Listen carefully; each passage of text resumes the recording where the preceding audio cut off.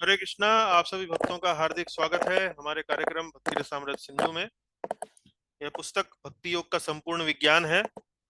बड़ा ही विशेष ग्रंथ है।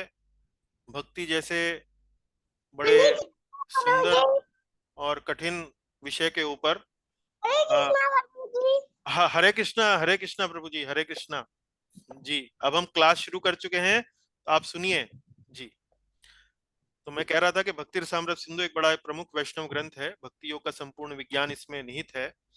और श्रील रूप गोस्वामी जी ने बड़ी सुंदरता से भक्ति जैसे यूं कहिए कि एक बड़े जटिल विषय को बड़ा सुंदरता से उसका पूरा विज्ञान जो है इस पुस्तक के अंदर प्रस्तुत किया है।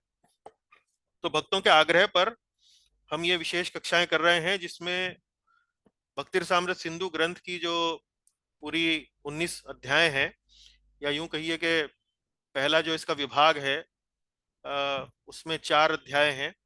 और उन पूरे चारों अध्यायों का एक बार पूरा अवलोकन हम लोग कर रहे हैं। तो पिछला जो हमारी कक्षा हुई थी, पिछले से पिछले बुधवार को, उसमें हमने लगभग लगभग आधी पुस्तक उसमें चर्चा कर ली थी। 12 अध्याय तक हमने उसमें चर्चा कर ली थी। आज हम 13वें अध्याय से उस चर्चा को आगे बढ़ाएंगे। चर्चा को आगे बढ़ाने से पहले थोड़ा मंगलाचरण करेंगे। ओम अज्ञानतिमिरान्धस्य ज्ञानञ्जनशलाकया चक्षुरुन्मीलितं येन तस्मै श्रीगुरवे नमः। श्रीचैतन्यमनोभीष्टं स्थापितं येन भूतले स्वयं रूपा कदा मह्यं ददाति स्वपदान्तिकम्। वन्देऽहं श्रीगुरो श्रीयुतपदकमलं श्रीगुरून् वैष्णवांश्च श्रीरूपं साग्रजातं सहगणरघुनाथान्वितं तं सजीवं साद्वैतं सावधूतं परिजनसहितं कृष्णचैतन्यदेवं श्री राधा कृष्ण पादान सहगण ललिता श्री विशाखान्वितांश्च। हे कृष्ण करुणा सिंधो दीनबंधो जगत्पते गोपेश गोपिका कांत राधा कांत नमोस्तुते। तप्त कांचन गौरांगी राधे वृंदावनेश्वरी वृषभानुसुते देवी प्रणमामि हरिप्रिये। वाञ्छाकल्पतरुभ्यश्च कृपा सिन्धुभ्य एव च पतितानां पावनेभ्यो वैष्णवेभ्यो नमो नमः। जय श्री कृष्ण चैतन्य प्रभु नित्यानंद श्री अद्वैत गदाधर श्रीवासादि गौर भक्त वृंद। हरे कृष्ण कृष्ण कृष्ण हरे हरे, हरे राम राम राम हरे हरे। चलिए, आपका बहुत बहुत स्वागत सभी का। तो पिछली कक्षा का सारांश ये इस कक्षा में तो लागू नहीं होता है। हम आते हैं जल्दी से अपने अध्याय संख्या 12 पर, जहां से हमने पिछली कक्षा में तक पढ़ लिया था। हाँ, अवलोकन कर लिया था। अब देखिए, ये 12वें अध्याय में हमने क्या आपको बताया था। 12वें अध्याय में भक्ति के जो 64 अंग जो बताए गए हैं, उनमें से अंग संख्या 54 से लेकर अंग संख्या 64 तक उनकी व्याख्या दी गई है और शास्त्रों से प्रमाण दिया गया है। तो ये अंग कौन कौन से थे, देखिए यहाँ पर इस तालिका में, इस टेबल में आपको वो सारे के सारे अंग जो है वहां पर लिखे हुए मिलेंगे। तो अंग कौन कौन से हैं, जैसे शास्त्रस्य अर्थात शास्त्र का अध्ययन करना, मथुरा आदि पवित्र स्थानों में वास करना, वैष्णवों की सेवा करना, अपने साधन अनुसार उत्सवों का आयोजन करना, कार्तिक व्रत का पालन करना, जन्माष्टमी व अन्य उत्सवों का आयोजन करना। तो इस तरह से 54 से लेकर 64 तक सारे अंगों की यहाँ सूची दी गई है। और रूप गोस्वामी जी ने हर अंग को लेकर एक या दो या अधिक प्रमाण जो है शास्त्रों से उन्होंने प्रस्तुत किए हैं। अब हम आते हैं अध्याय संख्या 13 पर। अब अध्याय संख्या 13 में रूप गोस्वामी जी ने ये अभी जो उन्होंने भक्ति के 64 अंग प्रस्तुत किए हैं, उन 64 अंगों में से अंतिम 5 जो अंग हैं, देखिए यहाँ पर जो सूची हमने दिखाई आपको, अंतिम 5 कौन से हुए? 60, 61, 62, 63 और 64। प्रीति ही श्रद्धा श्री मूर्तेर अंग्री सेवने, भागवतार्थानाम आस्वादो, सजातीय आशय स्निग्धे साधु संग स्वतोवरे, नाम संकीर्तनम मथुरा मंडले स्थिति। तो ये जो 5 अंग हैं, उनको लेकर अलग से विशेष रूप से अलग से उन्होंने यहाँ पर बल दिया है कि भाई 64 अंगों में से ये जो 5 अंग हैं ये वास्तव में बहुत प्रबल रूप हैं भक्ति, हाँ, भक्ति का संपादन करने के लिए, भक्ति का क्रियान्वयन करने के लिए, भक्ति की प्रैक्टिस करने के लिए ये जो 5 हैं ये सबसे प्रबल हैं। और ये 5 कौन से हैं? मथुरा मंडल स्थिति, श्री मूर्तिरंघ्रि सेवने, श्री भागवतार्थो स्वादो, श्री नाम संकीर्तनम, सजातीय आशाय स्निग्ध, श्री भगवत भक्त संगो। तो ये तो संस्कृत में है। हिंदी में कैसे इनको समझेंगे? मथुरा मंडल स्थिति अर्थात किसी तीर्थ स्थान पर निवास करना, वृंदावन, जगन्नाथपुरी, द्वारका, इस प्रकार से अलग अलग जो भगवान के तीर्थ स्थान हैं वहां पर हम वर्ष में कम से कम कुछ दिन तो वहां पर बिताएं। तो ये वास्तव में बड़ा प्रबल रूप है। अक्सर जो है वो भक्त जो है कई बार कार्तिक मास में वृंदावन या इस प्रकार से तीर्थ स्थानों पर जाते हैं, तो भी बड़ा अच्छा है। उसमें कार्तिक को लेकर भी भक्ति का एक अंग है, वो भी उसमें पूरा हो जाता है। और कार्तिक में वास्तव में आध्यात्मिक क्रियाकलाप करने का लाभ भी बड़ा बताया गया है। श्री मूर्तेर अंघ्रि सेवने अर्थात विग्रह सेवा। तो भगवान के विग्रह या भगवान के चित्र इस प्रकार से जब आप उनकी पूजा करते हैं, आरती करते हैं, उनकी सेवा करते हैं, भोग लगाते हैं, उनका अभिषेक करते हैं, श्रृंगार करते हैं, तो ये भगवान के विग्रहों की कुछ सेवाएं होती हैं जिससे वास्तव में बड़ा भक्ति का एक प्रबल रूप है, जिससे आप आध्यात्मिक रूप से बड़ा प्रगति कर सकते हैं। साथ ही साथ श्री भागवत अर्थ आस्वादो, भागवत श्रीमद् भागवत के अर्थों का आस्वादन करना। अब हम कुछ ही समय बाद, 2 हफ्ते बाद, मतलब इस हफ्ते के बाद अगले हफ्ते और अगले हफ्ते बाद अगले हफ्ते श्रीमद् भागवत का अध्ययन जो है वो आरंभ करने वाले हैं। तो श्रीमद् भागवत के अर्थ का आस्वादन करना, तो श्रीमद् भागवत वास्तव में गौड़ीय वैष्णवों के लिए सबसे प्रमुख ग्रंथ जो है वो बताया गया है। चैतन्य महाप्रभु जी श्रीमद् भागवत के अध्ययन को, इसके पठन को, पाठन को, वाचन को बहुत महत्व दिया करते थे। और भक्ति का एक प्रकार से बड़ा ही प्रबल रूप है भागवत का पठन और पाठन। श्री नाम संकीर्तनम, तो भगवान के नामों का कीर्तन करना। संकीर्तन का क्या अर्थ है? संकीर्तन का अर्थ है सब भक्त जब एक साथ मिलकर एक ही स्वर में भगवान के नामों का उच्चारण करते हैं, गायन करते हैं, तो वास्तव में बड़ा ही दिव्य वातावरण होता है, बड़ा ही आध्यात्मिक रूप से एक प्रबल रूप है। तो संकीर्तन का एक अर्थ ये भी है, संकीर्तन का एक अर्थ ये भी है सम कीर्तन। सम कीर्तन मतलब सम मतलब पूर्ण रूप से, पूर्ण रूप से अपने अपने मन को, अपनी बुद्धि को, अपनी चेतना को भगवान में निवेशित करके उनका कीर्तन करना, उनका नाम का गायन करना। तो सम के 2 अर्थ हुए। सम मतलब सब साथ मिलके करें, और सम का मतलब यह है पूर्ण रूप से अपने आप को समर्पित करके, है वो भी एक उसका अर्थ है। किसी अन्य भावना से ना करें कि भाई लोग देख रहे हैं कि मैं कितना अच्छा गाता हूं या गाती हूं, उस भावना से ना करें। इस भावना से करें कि आप भगवान का प्रेम से नाम ले रहे हैं। तो श्री नाम संकीर्तन एक और बड़ा प्रबल रूप है। सजातीय आशाएं स्निग्ध श्री भगवत भक्त संगो। तो सजातीय आशाएं, सजातीय मतलब क्या? ऐसे भक्तों का संग करना जिनका भजन हमारे भजन से मिलता जुलता है। तो भजन करने के भी कई तरीके हैं। कोई व्यक्ति शास्त्रों का अध्ययन करके भगवान का भजन करता है, कोई व्यक्ति भगवान के नामों का जप करके भगवान का भजन करता है, कोई मंदिर में सेवा करके, कोई विग्रहों की सेवा करके, अनेक अनेक प्रकार से भक्ति के भजन किए जा सकते हैं। तो ऐसे भक्तों का विशेष रूप से संग करना जिनका भजन हमारे भजन से मिलता जुलता हो, और वो वास्तव में हमसे थोड़ा वरिष्ठ हो। स्निग्ध अर्थात उनका हमारे ऊपर थोड़ा सा प्रेम हो, स्नेह हो। तो ऐसा भजन, ऐसा संग यदि भक्तों का मिले तो बड़ा ही आनंद रहता है, बड़ा ही व्यक्ति जो है, भक्त जो है वो प्रोग्रेस करता है, उन्नति करता है, प्रगति करता है। तो ये 13वें अध्याय का विषय रहा। और उसके बाद अब हम आते हैं, देखिए यहाँ पर हमने हर जगह जो मूल भक्ति रसामृत सिंधु पुस्तक है उसमें जो श्लोकों की संख्या है 238 से लेकर 247। तो ये सारा का सारा जो ये विषय है 13वें अध्याय का, जो प्रभुपाद जी की पुस्तक है, उसमें 238 से लेकर 247वें श्लोक तक ये सब चर्चा की गई है। तो मैंने ये पुस्तक जो है मूल रूप से जिसका हिंदी में अनुवाद है, हरिदास शास्त्री जी महाराज के द्वारा वो अनुवाद किया गया था।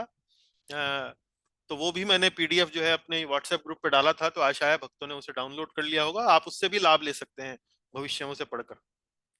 उसके बाद हम आते हैं अध्याय 14 पर। तो अध्याय 14 जो है वो वास्तव में बड़ा ही महत्वपूर्ण अध्याय है, विशेष रूप से मुझे बहुत प्रिय है। इसमें जितनी सुंदरता से भक्ति की श्रेष्ठता को सिद्ध किया गया है अन्य अंगों के तुलना में, वो बड़ा ही रोचक लगता है। अब इसका विषय क्या है पहले तो ये समझेंगे। तो ये जानिए कि अभी श्री रूप गोस्वामी जी ने भक्ति के 64 अंगों का विवरण कर दिया। 64 अंगों का विवरण करने के बाद उन्होंने अंतिम 5 अंगों का महत्व भी समझाया।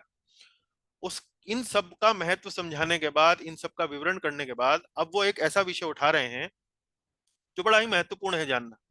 वो ये कह रहे हैं कि हमने भक्ति के जो 64 अंग बताए, उनमें से बहुत सारी ऐसे आध्यात्मिक रूप से जो बड़े प्रचलित हैं, जो बड़े प्रमुख सिद्धांत हैं आध्यात्म के हैं, उनमें से कई सिद्धांत जो ऐसे हैं बड़े प्रमुख हैं, लेकिन उनका वर्णन हमने भक्ति के 64 अंगों में नहीं किया। तो ऐसा क्यों नहीं किया? ऐसा क्यों नहीं किया? तो वे पहले तो सबसे पहले समझें कि वो सिद्धांत कौन से हैं। तो वास्तव में इस अध्याय 14 में किन बातों का वर्णन हो रहा है? शास्त्रों के प्रमुख सिद्धांत जो भक्ति के अंग नहीं हैं। शास्त्रों के प्रमुख सिद्धांत जो भक्ति के अंग नहीं हैं। जैसे कि आपने ध्यान दिया हो कि वर्णाश्रम से संबंधित जो क्रियाकलाप हैं वो यहाँ पर उनका कहीं उल्लेख नहीं दिया गया है। वर्णाश्रम से संबंधित, वर्णाश्रम में पहले तो ये समझिए कि वर्णाश्रम में जो धार्मिक कार्य होते हैं वो किस प्रकार के होते हैं। जैसे दान करना, तपस्या करना, विवाह भी को भी एक यज्ञ माना गया है। तो जैसे विवाह करना या शाम को संध्या वंदन करना, तो इस तरह के अनेक अनेक कार्य जो हैं वो वर्णाश्रम में पद्धति में बताए जाते हैं। वर्णाश्रम में जो लोग पालन करते हैं तो उनके लिए बताए गए हैं।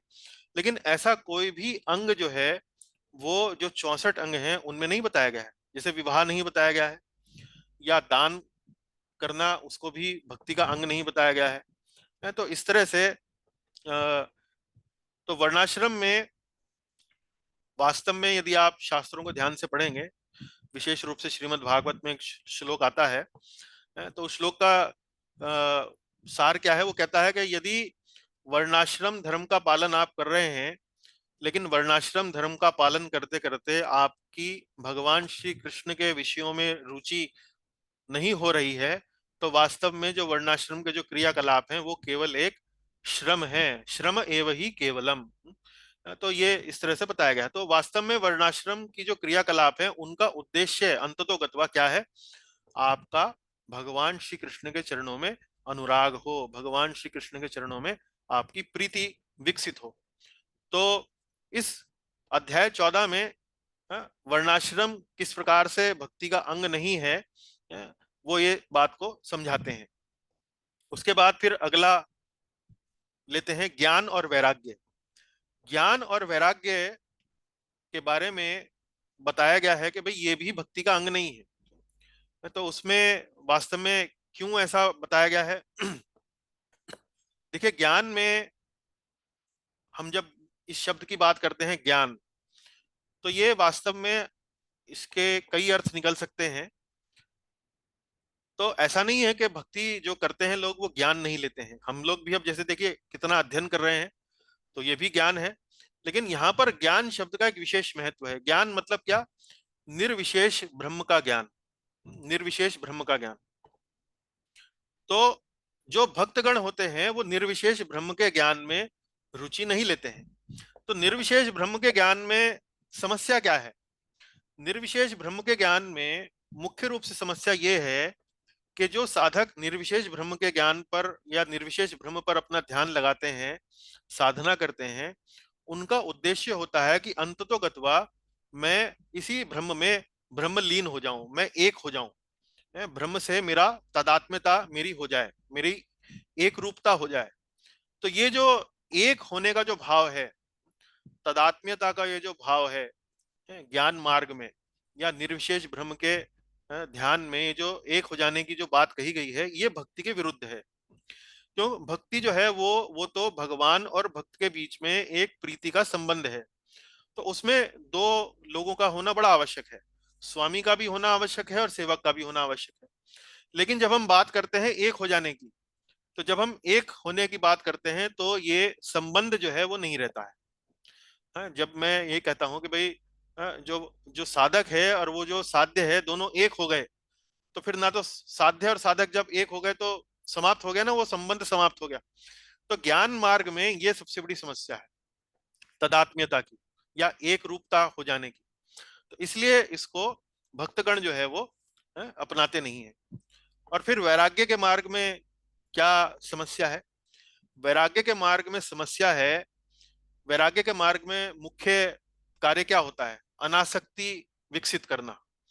परिवार से अनासक्ति, समाज से अनासक्ति, धन से अनासक्ति, यानी कि भोजन से भी अनासक्ति, कि हम भोजन भी जो है बड़ा ही रूखा सूखा या जो मिल गया वो खा लिया।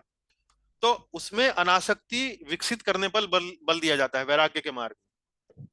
अब अनासक्ति में समस्या यह है कि जो व्यक्ति अनासक्ति की साधना कर रहा है, अनासक्ति का अभ्यास कर रहा है, वो भगवान श्री कृष्ण के विषयों से भी अनासक्ति विकसित कर सकता है।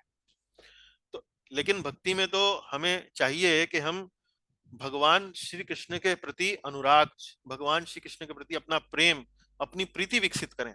तो वहां अनासक्ति जो है वास्तव में हमारे लिए उपयोगी नहीं रहती है।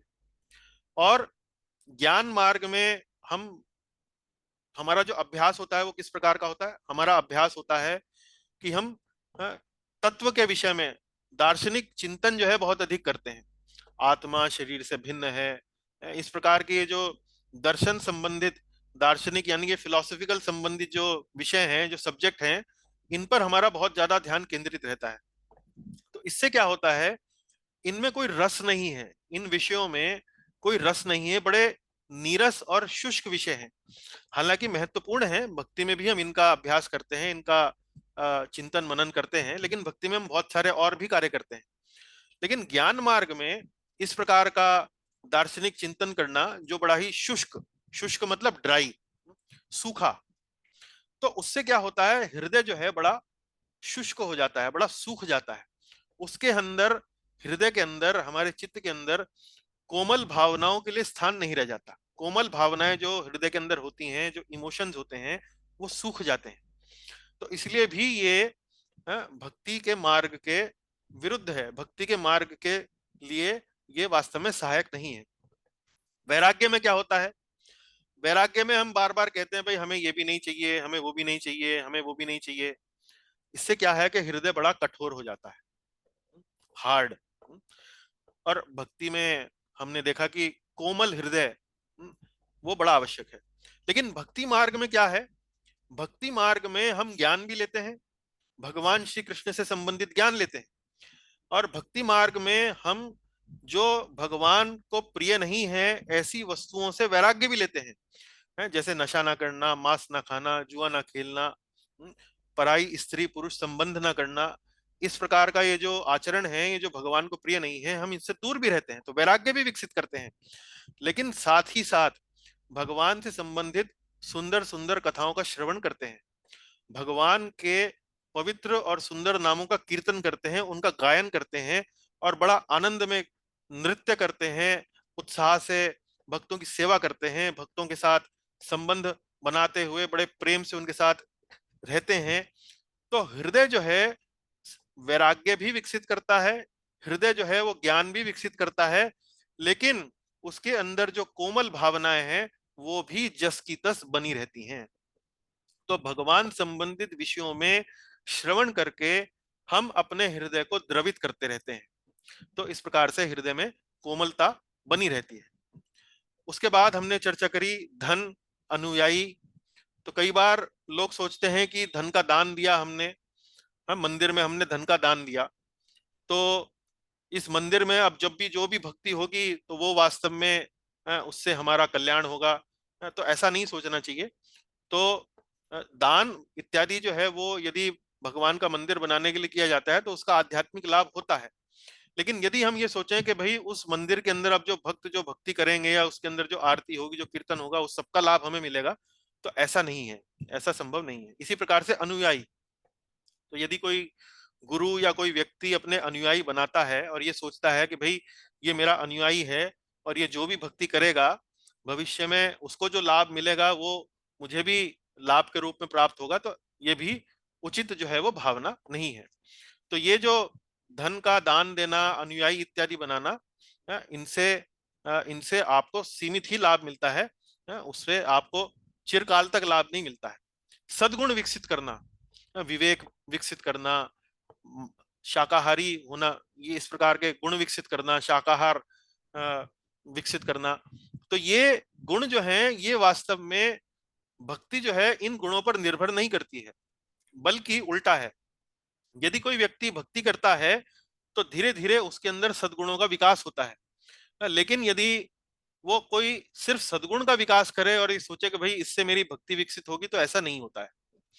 तो ये देखिए कि इस अध्याय 14 में बड़ा ही महत्वपूर्ण विषय लिया गया है कि कैसे जो आध्यात्मिक जीवन के कुछ बड़े प्रमुख सिद्धांत हैं, जैसे वर्णाश्रम है, निर्विशेष ब्रह्म का ज्ञान है, वैराग्य है, धन इत्यादि का दान देना है, अनुयायी बनाना है, सद्गुण विकसित करना है, ये जो अंग हैं ये वास्तव में भक्ति का भाग नहीं है, ये भक्ति का भाग नहीं है। तो इस अध्याय 14 में इसी बात को बड़ा सुंदरता से रूप गोस्वामी जी ने समझाया है कि भाई ये किस प्रकार से भक्ति का भाग नहीं है।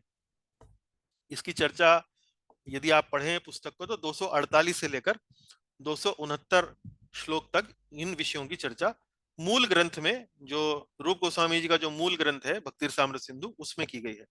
और प्रभुपाद जी ने जो अपना ग्रंथ लिखा है नेक्टर ऑफ डिवोशन, उसमें ये चर्चा अध्याय 14 में आती है। आगे चलते हैं 15वें अध्याय में। अब विषय जो है रागानुगा भक्ति पर आ गया है। तो चलिए थोड़ा सा आपसे भी बातचीत कर लेते हैं। अच्छा, रागानुगा भक्ति कौन से प्रकार की भक्ति का भाग है?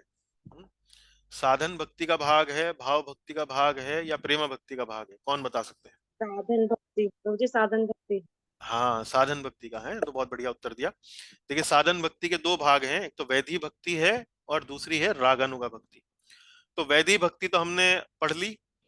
वैधी भक्ति हमने पढ़ी कि भाई ये विधि विधान के अनुसार होती है, गुरु के आदेश पर, शास्त्रों के आदेश पर। ये व्यक्ति जो है एक बाध्यता के रूप में इसको करता है।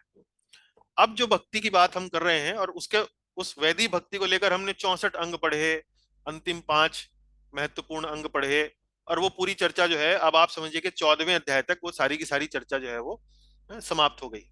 अब उसी साधन भक्ति में आगे जो उसका अगला भाग है रागानुगा भक्ति, ये बड़ी महत्वपूर्ण भक्ति है, बड़ा महत्वपूर्ण प्रकार है। और इसकी परिभाषा हम पढ़ते हैं सबसे पहले, है रागानुगा भक्ति की परिभाषा।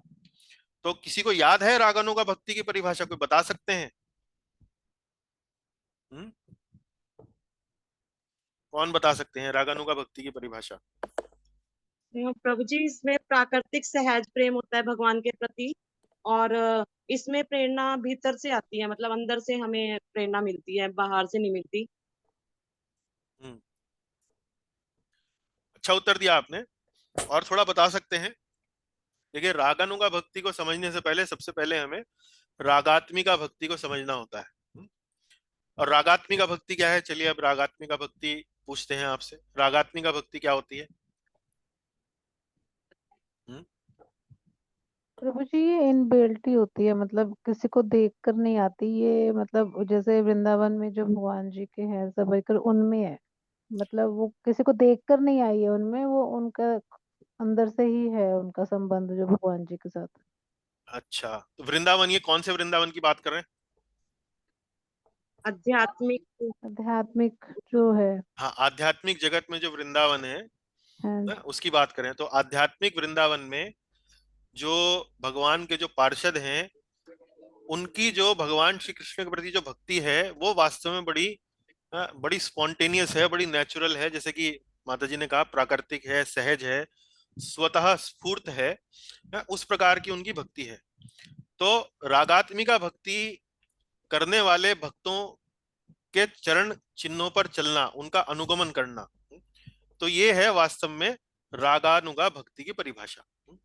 तो ब्रज धाम में, आध्यात्मिक ब्रज में रागात्मिका भक्त हैं भगवान के। तो रागात्मिका मतलब जैसे कि सहज प्रेम के कारण वो भक्ति करते हैं भगवान की। तो ऐसे भक्तों के चरण चिन्हों का अनुगमन करना, उनके पीछे पीछे चलना, तो ये है रागानुगा भक्ति। तो रागात्मिका भक्तों के अनुग, जो व्यक्ति रागात्मिका भक्तों का अनुग है, अनुग मतलब क्या, अनुग से क्या मतलब है, क्या अर्थ निकाल सकते हैं अनुग शब्द से? फॉलोअर। फॉलोअर, अनुसरण। फॉलोअर, अनुसरण करना, पीछे पीछे चलना। तो हमने परिभाषा समझी रागानुगा भक्ति की, और वो उसके लिए परिभाषा को बताने के लिए रागात्मिका भक्ति समझनी पड़ती है। रागात्मिका भक्ति पर चर्चा शुरू हो जाती है फिर इस अध्याय में। तो रागात्मिका भक्ति के कौन कौन से प्रकार हैं? काम रूपा और संबंध रूपा। तो काम रूपा और संबंध रूपा में क्या अंतर है, कौन बता सकते हैं? इसमें मातृ भाव होता है और दूसरे में वात्सल्य भाव होता है। हाँ, वात्सल्य भाव, या एक तरह से संबंध के रूप में भगवान का हाँ, भाव, संबंध के रूप में। हाँ, है ना? वात्सल्य भाव होता है, इसमें हाँ, मातृ भाव। तो काम रूपा और संबंध रूपा। वास्तव में काम रूपा भी, माधुर्य भाव भी जो जैसा है, वो भी एक प्रकार का संबंध है, लेकिन ये अपने आप में विशेष है। ये अपने आप में एक विशेष भाव है। ये एक बहुत ही प्रेम का एक बड़ा तीव्र जो है वो भगवान के प्रति एक एक भावना है, इसलिए इसको अलग रखा गया है। हालांकि ये भी एक संबंध है, तो संबंध रूपा में इसको नहीं रखा जाता है, काम रूपा को अलग रखा जाता है, माधुर्य प्रेम। उसके बाद फिर हमने इस अध्याय में चर्चा करी भौतिक काम तथा दिव्य काम में अंतर। तो भौतिक काम और दिव्य काम, ये क्या चीज है, ये क्या वस्तु है? भौतिक काम वासना भौतिक काम तथा तो हम्म भौतिक काम तो हरे कृष्ण प्रभु जी, हम्म भौतिक काम तो स्वयं की इच्छा के लिए जो काम करते हैं ना, हम्म पूर्ति के लिए, वो हम्म भौतिक काम होता है। और जो जी, भगवान की इच्छा के लिए, कृष्ण की इच्छा के लिए जो काम करते हैं, वो दिव्य काम होता है। हाँ, बहुत सुंदर, बहुत अच्छा। तो जो अपनी इंद्रिय तृप्ति के लिए किया जाए, वो भौतिक काम वासना कहलाती है, और जो वास्तव में भगवान की इंद्रियों की तृप्ति के लिए किया जाए, तो वो दिव्य काम वासना कहलाई जाती है। अब यहाँ पर क्या है कि हम लोग काम वासना शब्द का उपयोग कर रहे हैं। तो काम वासना शब्द का उपयोग वास्तव में यदि भौतिक जगत में किया जाए, तो जिसे हम बोलते हैं लस्ट, अंग्रेजी में क्या बोलते हैं, लस्ट, तो वो कोई बहुत, उसको अच्छी दृष्टि से नहीं देखा जाता है। उसको एक प्रकार का, एक प्रकार से नीची नीची दृष्टि से या निकृष्ट भाव से उसको देखा जाता है।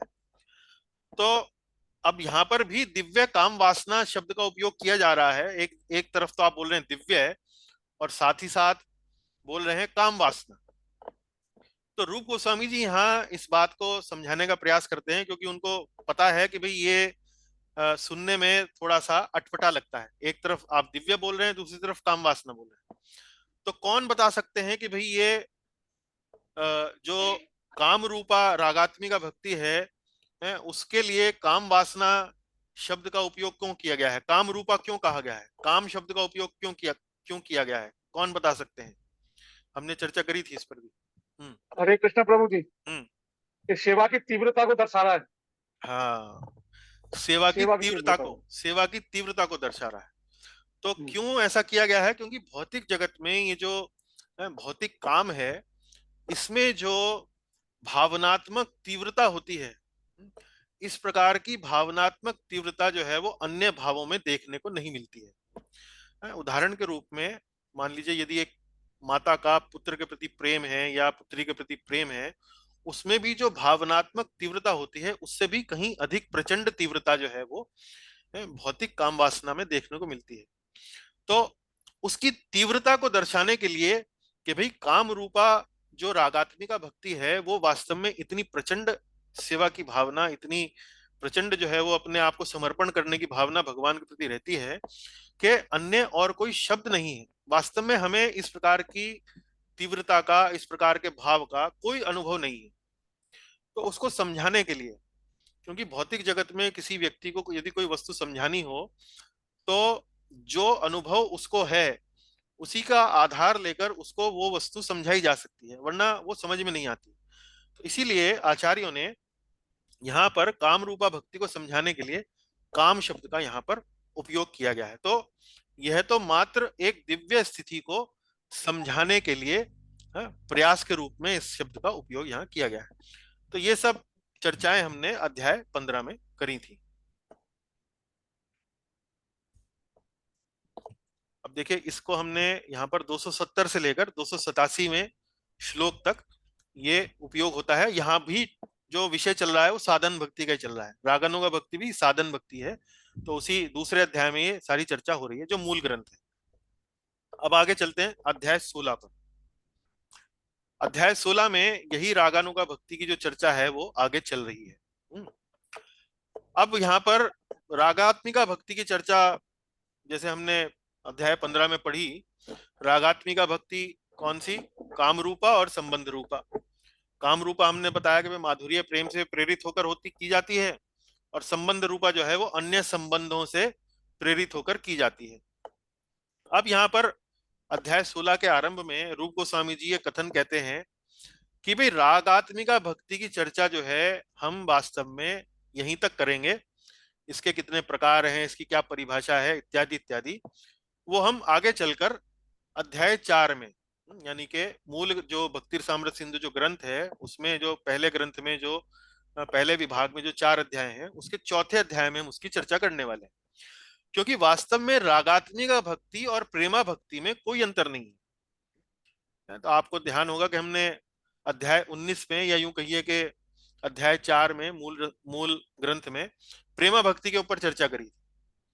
तो प्रेमा भक्ति और रागात्मिका भक्ति वास्तव में एक ही है, उनमें कोई अंतर नहीं है। तो यहाँ रागात्मिका भक्ति की परिभाषा इत्यादि क्यों बताई गई? क्योंकि उन्हें रागानुगा की परिभाषा उनको समझानी थी। तो इस करके वो रागात्मिका के बारे में उन्होंने चर्चा करी। रागात्मिका आई तो फिर काम रूपा और संबंध रूपा आई। काम रूपा संबंध रूपा आई तो उसके बारे में थोड़ा विस्तार किया गया। अब बोले कि भाई इसके बारे में और विस्तार यहाँ नहीं करेंगे, इसके बारे में और विस्तार हम कहाँ करने वाले हैं? इसके बारे में हम और विस्तार आगे चौथे अध्याय में करने वाले हैं। तो वो फिर इस विषय को यहीं पर छोड़ देते हैं। अब टॉपिक वो कहाँ ले लेते हैं? टॉपिक लेते हैं रागानुगा भक्ति का। तो रागानुगा भक्ति के भी कितने प्रकार हैं? देखिए, जैसे रागात्मिका भक्ति के 2 प्रकार थे, ऐसे रागानुगा भक्ति के भी कितने प्रकार हैं? कामानुगा और संबंधानुगा। ठीक है, तो कामानुगा की क्या परिभाषा है, कौन बताएंगे? प्रभु जी, इसमें गोपियां और द्वारिका की रानियां आती हैं। नहीं, वो तो काम रूपा में आती हैं। कामानुगा में कौन काम आता है? की तीव्रता। कामानुगा में हरे कृष्ण प्रभु जी। उन्हें हाँ उन्हें फॉलो करते हैं प्रभु जी। हाँ हाँ, हरे कृष्ण प्रभु जी। हाँ हाँ, मित्रा जी ने ठीक बताया। आप भी बताइए, मोहनलाल जी बोलिए। ये तीव्रता होती है प्रेम की। नहीं, वो इसमें तीव्रता तो होती है। कामानुगा का मतलब क्या है? तो अनुग का क्या मतलब है? अनुग का मतलब है पीछे पीछे चलना, हाँ, पीछे अनुसरण करना, अनुसरण करना। रागात्मक भक्तों का अनुसरण करना। हाँ, तो आप ये कह सकते हैं कि जो हाँ काम रूपा भक्ति करने वाले भक्तों का अनुसरण कर रहे हैं हाँ जी। वो कामानुगा भक्त हैं, है ना? यानी कि जो गोपियां हैं, जो मंजरियां हैं, उनके भाव का अनुसरण करने वाला जो भक्त है वो कामानुगा भक्त हुआ। उसकी साधना क्या होगी? उसकी साधना होगी कि भगवान श्री कृष्ण और गोपियों के बीच में जो लीलाएं हो रही हैं, मुख्य रूप से वो साधना करेगा, उसके बारे में सुनेगा, श्रवण करेगा, उसका अनुसरण करेगा। कोई गोपी होगी जो उसको, उस भक्त को विशेष रूप से आकर्षित करती होगी, उसका जो आचरण है वो आकर्षित करती होगी, उसके बारे में अधिक करेगा। आप समझ गए? और फिर संबंधानुगा में क्या होगा?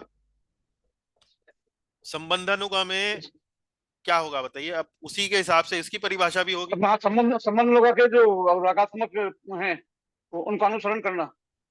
हाँ, तो ऐसे किसी व्रज धाम के भक्त का अनुसरण करना जो भगवान से माधुर्य प्रेम से अलग किसी और संबंध में है, वात्सल्य में है, सख्य में है, दास्य में है, उस प्रकार का संबंध उसका भगवान से, जैसे नंद महाराज का भगवान श्री कृष्ण के लिए वात्सल्य का संबंध है। तो ऐसे में वो मान लीजिए संबंधानुगा भक्ति कर रहा है, तो वो नंद महाराज की और भगवान श्री कृष्ण की जो आपस में जो क्रियाकलाप हैं, जो लीलाएं हैं, उन पर अपना ध्यान चिंतन मनन करेगा। आप समझ गए जी? सही। अच्छा, रागानुगा भक्ति की पात्रता। रागानुगा भक्ति की पात्रता क्या है, कौन बताएंगे? मैंने लिखा ही है वैसे तो। हाँ, समझाइए। रागात्मिका भक्त के भाव को प्राप्त करना। हाँ, रागात्मिका के भक्त को प्राप्त करने के लिए लोभ होना, लोभ। लोभ होना, एक एक लोभ। जैसे हम आपको उदाहरण देते हैं कि जैसे कोई एक छोटा लड़का है, एक यंग बच्चा है, स्कूल जाता है, और वो क्रिकेट में विराट कोहली को बहुत पसंद करता है, और उसके मन में एक भावना है कि मैं तो बड़े होकर विराट कोहली जैसा बनूंगा, मैं तो क्रिकेट ऐसा ही खेलूंगा। तो इस प्रकार का लोभ। तो ये लोभ जो है, ये विधि विधान में इसमें बाध्यता वाली भावना नहीं होती है जैसे वैदिक भक्ति में होती है। इसमें एक लोभ होता है कि भाई मुझे तो वैसा बनना है, ये मेरा रोल मॉडल है। तो इस तरह से तो लोभ होना। और दूसरा क्या है, दूसरी पात्रता, अनर्थ निवृत्ति। ये जो लोभ है, जो व्रज धाम में रागात्मिका भक्त हैं, उनके जैसा बनने का, उनके जैसा अनुसरण करने का, ये जो लोभ की भावना है, ये वास्तव में तब तक हमारे भीतर विकसित नहीं होती है जब तक हमारे अनर्थों का नाश ना हो गया। पूर्ण रूप से नहीं, लेकिन बड़े मतलब एक तरीके से मुख्य रूप से। जैसे बुरी आदतें तो समाप्त वो लोग बाग अक्सर जल्दी छोड़ देते हैं, लेकिन अन्य जो अनर्थ हैं, जैसे नाम के लिए एक आकर्षण होना, मेरा बड़ा नाम हो, मेरे बड़े अनुयायी हो, तो ये जो सूक्ष्म प्रकार के जो अनर्थ होते हैं, इनको जाने में बड़ा समय लग जाता है, ये जल्दी से नहीं जाते हैं। तो अनर्थ निवृत्ति मतलब आपके जो अनर्थ हैं उनमें सामान्य रूप से कमी आ गई हो काफी हद तक, तो इसको अनर्थ निवृत्ति कहते हैं। वास्तव में भाव तक भी अनर्थ जो है पूर्ण रूप से शांत नहीं होते हैं, भाव की अवस्था तक पहुंचने में, प्रेम अवस्था में पहुंचने पे ही कहा जा सकता है कि भी अनर्थ जो है पूर्ण रूप से निवृत्त हो चुके हैं। लेकिन अनर्थ निवृत्ति की दशा जो है, जो स्तर है, उसमें लगभग अनर्थ जो है वो काफी हद तक शमित हो जाते हैं, काफी हद तक उनका निराकरण हो जाता है। तो लोभ और अनर्थ निवृत्ति, तो ये मुख्य रूप से इसकी पात्रता है रागानुगा भक्ति करने की। चलिए अगला क्या है, रागानुगा भक्ति की साधना। तो रागानुगा भक्ति की साधना में क्या होता है, जरा कौन बताएंगे? रागानुगा भक्ति की साधना कैसे की जाती है, कौन बता सकते हैं? रागानुगा भक्ति की साधना ब्रज में रह करके। हाँ, पहले तो अब तो वृंदावन का टिकट कटाना पड़ेगा। वृंदावन ये कौन सा वृंदावन है? ये ब्रज वाला नहीं है, वहां का टिकट तो मिलता नहीं है। हाँ, हमारे यहाँ नहीं, मथुरा के यहाँ पास पर जो, उसको ऐसे ऐसे महापुरुषों को भी यहाँ भी मानना पड़ेगा अपने को, हाँ वृंदावन में। हाँ, तो वहां जाकर वृंदावन, के और उनका वृंदावन में निवास करना, ब्रज में निवास करना। मान लीजिए ब्रज में निवास नहीं कर पाए, कोई व्यक्ति ऐसे देश में रह रहा है, मान लीजिए कोई व्यक्ति इंग्लैंड में रह रहा है, उसे वीजा नहीं मिल रहा है, या पाकिस्तान में रह रहा है, उसे वीजा नहीं मिल रहा है, तो क्या करे? वो क्या करे? वो अपने वहीं पर स्थान पर ही व्रज जैसा माहौल बनाए, वातावरण बनाए, और उसी में रहकर वहां पर व्रज निवास करते हुए भक्ति करे, रागानुगा भक्ति करे। और फिर क्या, और क्या उसके बाद क्या? उसके बाद क्या, शरीर से तो सेवा करे, नहीं, वो और अगला बिंदु है, मन से वो अगला बिंदु है। उससे अभी आप लीला स्मरण के बारे में बताएं, लीला स्मरण।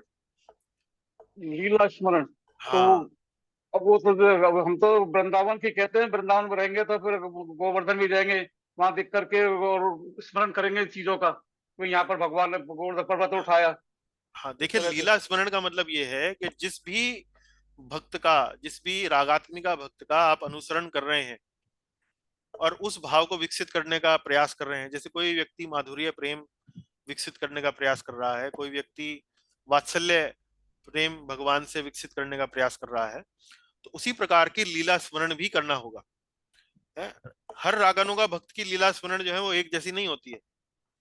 जिस प्रकार का भाव वो विकसित करना चाह रहा है, उस प्रकार की लीला स्मरण होगी।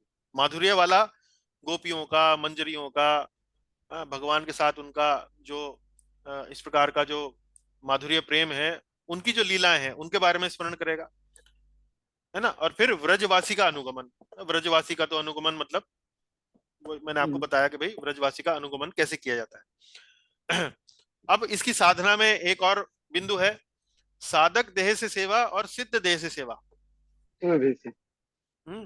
तो अब ये जो साधक देह और सिद्ध देह, ये क्या होता है भाई? साधक देह किसे बोलते हैं, सिद्ध देह किसे बोलते हैं, ये क्या वस्तु है, कौन बताएंगे? हाँ तो ये तो वही है, सेवा करें।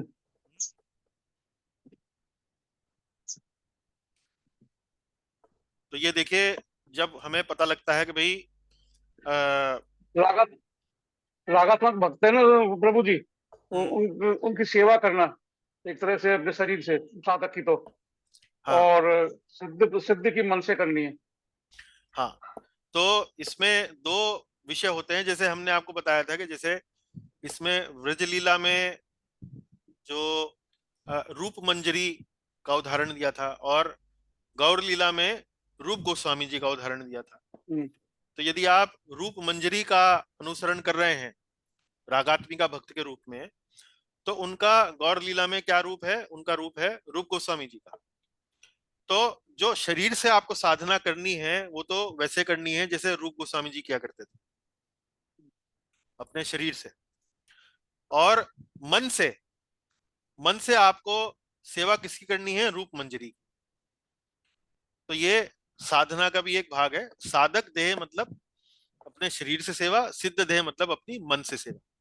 मन से सेवा करेंगे ब्रज में जो रागात्मिका भक्त है उसकी, और देह से सेवा करेंगे जो यहाँ पर धराधाम पर जो लीला करी गई थी उसमें जो भक्त जो आए थे, रागात्मिका भक्त जो यहाँ पर प्रकट हुए थे, जैसे उन्होंने साधना करी थी वैसे हम साधना करेंगे। तो ये विषय समझ में आता है। ये देखिए 288 से लेकर 309 तक श्लोक जो हैं वो रागानुगा भक्ति की यहाँ पर चर्चा किए गए हैं। तो आशा है समझ में आया होगा आपको। आगे चलते हैं, अभी अध्याय 16 समाप्त नहीं हुआ है, अध्याय 16 में और भी है। तो अध्याय 16 में अब हम यहाँ पर हमने पढ़ा कामानुगा और संबंधानुगा। अब यहाँ पर इस पर विस्तार किया जा रहा है। कामानुगा भक्ति भी दो प्रकार की होती है। कामानुगा भक्ति भी दो प्रकार की होती है, संभोग इच्छामयी और तदभाव इच्छामयी। तो इनमें क्या अंतर है, ये कौन कौन सी हैं, ये इनका क्या अर्थ है, कौन बता सकते हैं?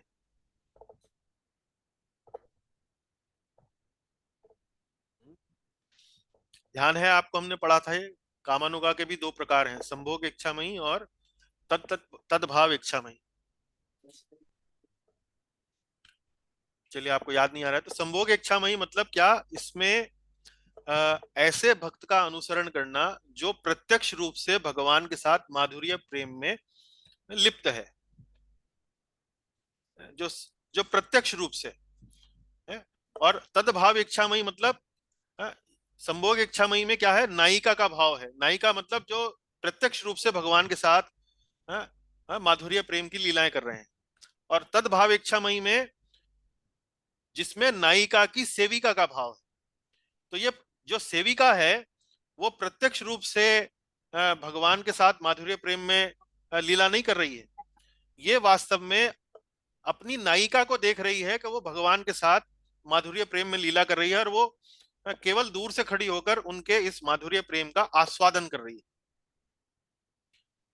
तो कामानुगा में भी दो प्रकार है, संभोग इच्छामयी, सद्भाव इच्छामयी। तो ऐसे रागात्मिका भक्त का अनुसरण करना, तो ये दो अलग प्रकार है। ठीक।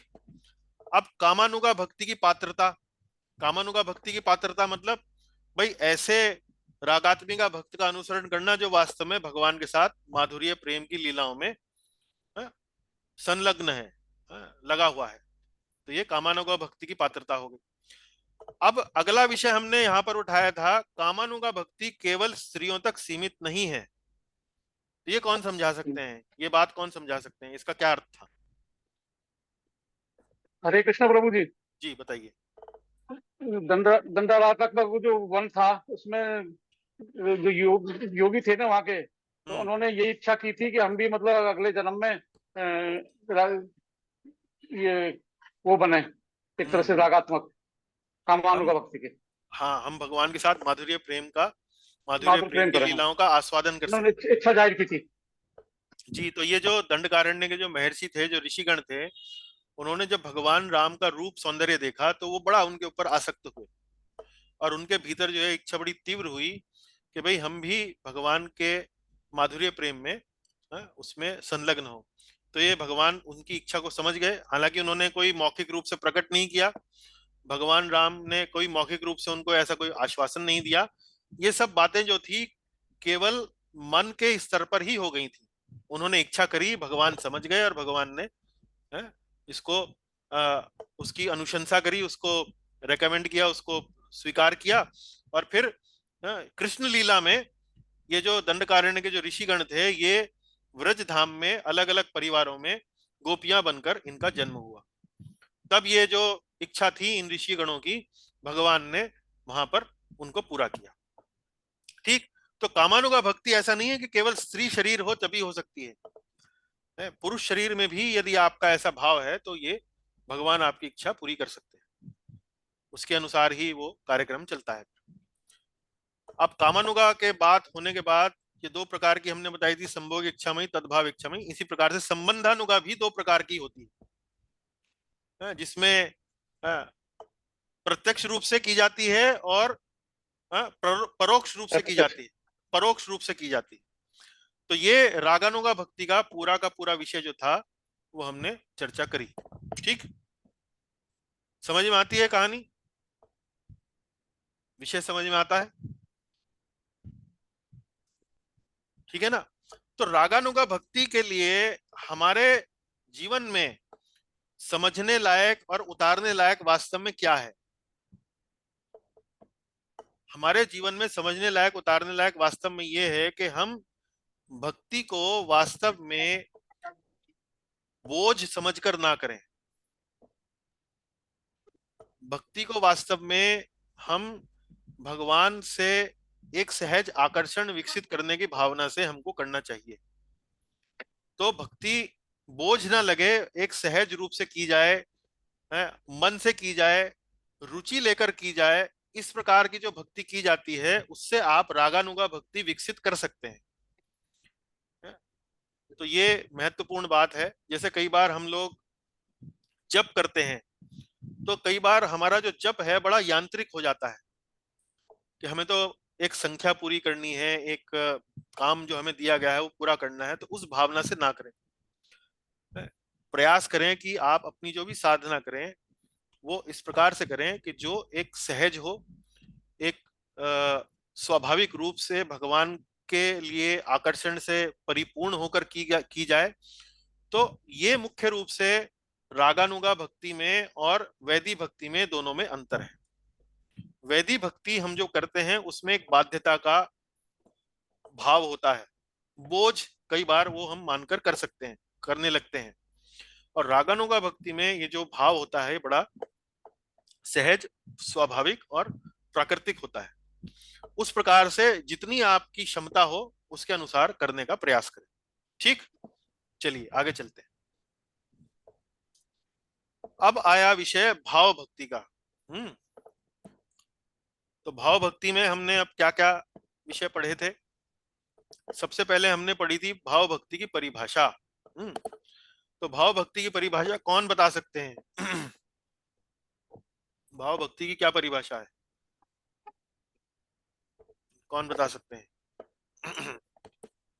भाव भक्ति तो प्रभु जी ये शुद्ध सत्व का ही स्वरूप है। हाँ, और एक इसमें हृदय हाँ। रुचि के कारण और कोमल हो जाता है। तो एक बार फिर से बोलिए जरा। ये शुद्ध सत्व का ही स्वरूप है और इसमें हृदय रुचि होने के कारण बहुत कोमल हो जाता है हृदय हमारा। अच्छा, तो शुद्ध सत्व का स्वरूप है, इसका क्या अर्थ है?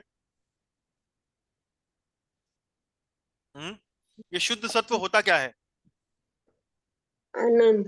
सत्व से ऊपर जो है, मतलब जहाँ निष्ठा, रुचि, अंतरंगा शक्ति आसक्ति तक हो भगवान। जाती है। निधि उसके माता जी, बाद आप भगवान। निधि माता जी आप कुछ बोल रही थी? ये भगवान की अंतरंगा शक्ति है जिस जो हृदय में प्रकट होती है। हाँ, ये वास्तव में भगवान की अंतरंगा शक्ति है, जिसे हम विशुद्ध सत्व बोलते हैं। ये भगवान की कृपा से या भगवान के शुद्ध भक्तों की कृपा से हमारे हृदय में ये प्रकट होती है।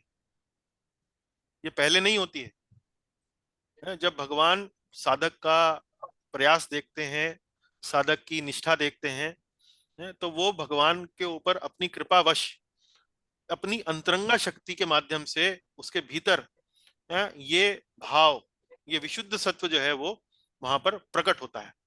तो चलिए, ये तो पहली बात हुई, शुद्ध सत्व। दूसरी बात क्या है भाव भक्ति को लेकर? यह स्वयं प्रकाशित होती है। हाँ, स्वयं प्रकाशित होती है। स्वयं प्रकाशित का मतलब यह है कि भाई आ, ये अपने आप में ही, मतलब ये कोई बाहर से, ये कोई पहले से भीतर से नहीं होती है, ये बाहर से भगवान की कृपा से हमको मिलती है और अपने ही आप जो है ये हमारे भीतर जो है भक्ति का संचार करती है, स्वयं प्रकाशित।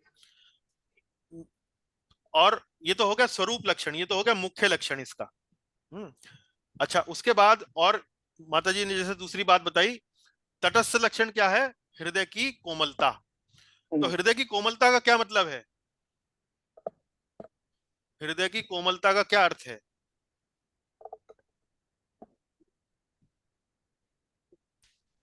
कि जी पहले अगर हृदय पकड़ो तो बड़ा हार्ड था और अब पकड़ो तो बड़ा रुई के समान कोमल हो गया है, ये मतलब है या और कुछ मतलब है? कोमलता से मतलब क्या है? विकार समाप्त हो जाते हैं हृदय से। हाँ, वो तो ठीक है, लेकिन कोमलता मतलब क्या? भक्ति में विशेष रूप से किन बातों का महत्व है? भावनाएं। रुचि आती है, रुचि से बाद में कोमलता आती है। हाँ, कोमलता का मतलब भावनाएं। हृदय कोमल हो जाता है बिल्कुल ही। हाँ जी, भावनाएं, कृष्ण के प्रति अभिलाषाएं। हाँ, अभिलाषाएं आ जाती हैं। कृष्ण के प्रति अभिलाषाएं। कोमलता, कोमलता मतलब क्या है कि हृदय जो है वो शुष्क नहीं होता है, हृदय जो है वो सूख नहीं जाता है, हृदय के अंदर कोमलताएं। कोमलता मतलब भावनाएं, भगवान के लेकर अनेक अनेक भावनाएं जो है वो रहती हैं हृदय के अंदर, मतलब कृष्ण के प्रति अभिलाषाएं। अच्छा, ये शुद्ध सत्व के बारे में थोड़ा सा हमें बताइए, शुद्ध सत्व क्या होता है? हमने चर्चा करी थी कक्षा में। विशुद्ध सत्व भगवान की अंतरंगा शक्ति होती है। और इस अंतरंगा शक्ति के कितने प्रकार हैं, कौन बताएंगे? हरे कृष्ण प्रभु जी। बताइए। अंतरंगा शक्ति के 3 प्रकार हैं। हम्म। एक तो हलाल शक्ति, हम्म। एक संवेद शक्ति जो तीसरे नंबर हम्म। की, दूसरी हम्म। एक और संधानी। तो संधिनी। हलाल शक्ति तो संधिनी। आनंद देती है और आनंद लेती है हम्म। इसमें। हम्म। और हाँ। इसमें संधानी में ये है कि शाश्वत का आता है हाँ जी, ज्ञान, वो और अस्तित्व, उसमें आता है अस्तित्व। ज्ञान का हाँ, तो अस्तित्व। शाश्वत आह्लादिनी। का अस्तित्व हाँ, प्रदान करते हैं। धीरे धीरे, धीरे धीरे और चलते हैं। उसमें ज्ञान आह्लादिनी प्रदान करती शक्ति। है। जी, आह्लादनी शक्ति के माध्यम से भगवान स्वयं को आनंदित करते हैं और अन्यों को भी आनंद देते हैं। आनंद देते हैं। संवित शक्ति के माध्यम से भगवान स्वयं ज्ञान प्राप्त करते हैं और अन्यों को भी ज्ञान प्रदान करते हैं। ज्ञान देते हैं। और संधिनी शक्ति के माध्यम से भगवान जो है अपने आध्यात्मिक जगत का अस्तित्व बनाते हैं और अन्य जगतों का भी अस्तित्व बनाते हैं। तो ये संधिनी शक्ति।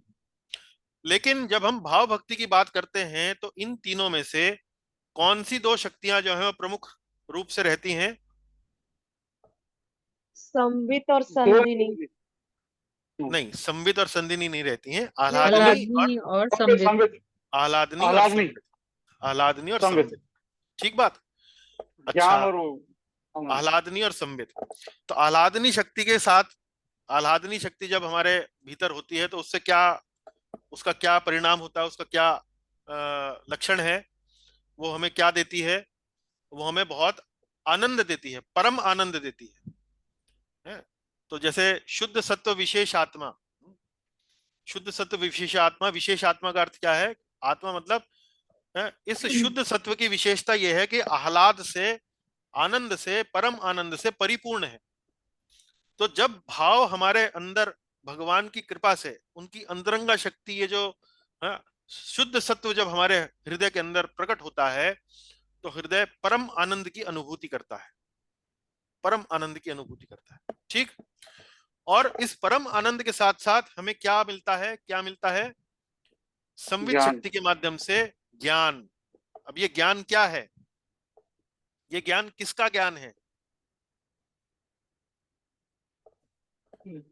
ज्ञान तो इससे है, क्या नाम है? इससे हम भगवान को समझ सकते हैं, भगवान के विषय। ये भगवान कृष्ण से संबंधित ज्ञान है। ज्ञान। ये भगवान कृष्ण से संबंधित ज्ञान है। देखिए, मैं बार बार उदाहरण देता हूं ये बात समझाने के लिए। इसको, इन बातों को समझने के लिए आप ध्यान रखें, आपको ध्रुव महाराज की जो लीलाएं हैं जो श्रीमद् भागवत में दी गई हैं, वो यदि आप ध्यान रखें तो बड़ा अच्छे से समझ में आएगा। तो ध्रुव महाराज जो थे वो 5 वर्ष के एक छोटे से नन्हे से बालक थे, लेकिन जब वो वन जाकर भगवान के लिए तपस्या करते हैं, प्रयास करते हैं, तो भगवान अपना दर्शन उनको देते हैं। और भगवान दर्शन देने के बाद अपना शंख जो है वो महाराज ध्रुव महाराज के सिर पर उसको छुआते हैं। और उसके बाद ध्रुव महाराज क्या करते हैं? ज्ञान प्राप्त हो जाता है। ध्रुव महाराज जो है भगवान की प्रार्थनाएं गाते हैं, उनकी उपासना करते हैं सुंदर सुंदर प्रार्थनाओं के द्वारा। अब ये प्रार्थनाएं जो हैं वो ध्रुव महाराज को ज्ञान कहाँ से मिला? गए उन प्रार्थनाओं में भगवान का बड़ा गुणगान करते हैं, बड़ा वर्णन करते हैं, बड़ा बुद्धिमत्ता पूर्वक उन सब बातों को वो भगवान के सामने गाते हैं। तो एक 5 वर्ष का बालक जिसे अभी ना तो ढंग से कोई पढ़ना आता है ना लिखना आता है, वो इतनी सुंदर सुंदर प्रार्थनाएं भगवान के लिए कैसे बोल सकता है? ज्ञान से परिपूर्ण, एकदम सुंदर, एकदम दार्शनिक रूप से एकदम सटीक, वो संवित शक्ति, जो भगवान की जो संवित शक्ति है, उसके कारण जो उसके अंदर जो ज्ञान उत्पन्न होता है, भगवान को समझने लगता है। न केवल समझने लगता है, भगवान की अनुभूति उसको होती है, भगवान का प्रत्यक्ष अनुभव उसको होता है। उसके कारण से उसको ये सब पता लगता है कि भगवान कौन है, क्या है, मेरा उनके साथ संबंध क्या है। अभी हमें जो ये सब ज्ञान मिल रहा है, हमें उसका कोई अनुभव नहीं है, हमें सिर्फ उसका एक प्रकार से पुस्तकीय ज्ञान है, थ्योरिटिकल नॉलेज है, बुकिश नॉलेज है। लेकिन जब भगवान की संवित शक्ति, अंतरंगा शक्ति के माध्यम से जब हमारे हृदय में प्रकट होती है, तो ये ज्ञान जो है वो वास्तव में हमें भगवान के बारे में सब कुछ बताता है। ठीक है, चलिए अब भाव भक्ति के तरीके कौन कौन से हैं?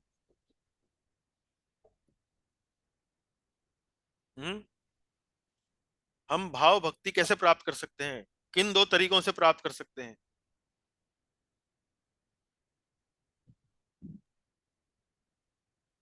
साधन भक्ति से, और भगवान कृष्ण और भक्तों की कृपा से जो बहुत ग्लेज सुंदर, मिलती है। बहुत सुंदर, बहुत सुंदर। तो भाई, साधन भक्ति की परिभाषा क्या थी? भूल गए? साधन भक्ति की परिभाषा ये थी कि भाई अपने इंद्रियों के और अपने मन के साधन के द्वारा जो भक्ति की जाती है, और उसका लक्ष्य क्या होता है? साधन भक्ति का लक्ष्य क्या होता है? भाव भक्ति प्राप्त करना। भाव भक्ति प्राप्त करना। तो भाव भक्ति कैसे प्राप्त की जाती है? साधन भक्ति से। और दूसरा तरीका क्या है? कृपा।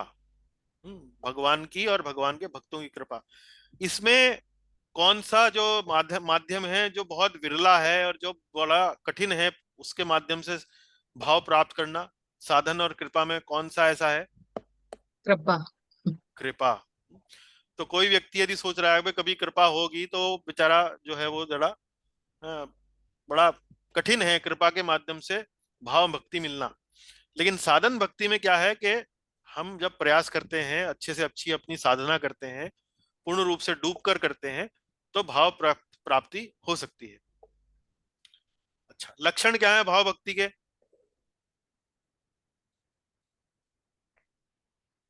ये परिभाषा में भी तो आता है, ये प्रेम की प्रथम किरण। रोमांच और कंपाश्रु। हाँ, वो ठीक है माता जी, वो भी है, वो शारीरिक लक्षण है। वो और सूर्य की प्रथम किरण है। हाँ, तो ये परिभाषा में भी है, प्रेम सूर्यांशु। प्रेम सूर्यांशु, सूर्य अंशु, सूर्यांशु। अंशु मतलब सूर्य की पहली किरण के समान, या प्रेम की पहली किरण के समान। तो भाव और प्रेम भक्ति में अंतर क्या है? भाव भक्ति में प्रेम जो है केवल पहली किरण उत्पन्न हुई है। जैसे सूर्य जब उदय होता है तो पहले किरण आती है, हल्का सा प्रकाश आता है क्षितिज पर, और फिर जब थोड़ी देर बाद पूरा सूर्य आता है तो वो पूरा का पूरा सूर्य मतलब दिन आ गया। तो ऐसे ही भाव भक्ति प्रेम की पहली किरण, और प्रेम भक्ति मतलब पूरा का पूरा प्रेम। पूरा। प्रेम सूर्य का, प्रेम रूपी सूर्य, तो प्रचंडता में अंतर है।